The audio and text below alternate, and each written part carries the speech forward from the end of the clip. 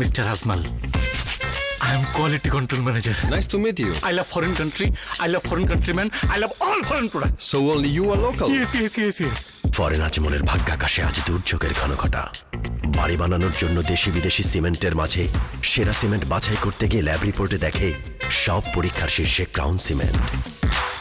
Crown নিশ্চয়ই foreign. কোন দেশি ভাই? এটা তো Bangladeshi cement. Oh my God! Crown কেন ফরেন সিমেন্ট হলো না ব্রাদার? কিন্তু ফরেন আজমল তো ফরেন প্রোডাক্ট ছাড়া ইউজ করতে পারে না, তাই তিনি ফরেন সিমেন্ট কিনে বাড়ি যান।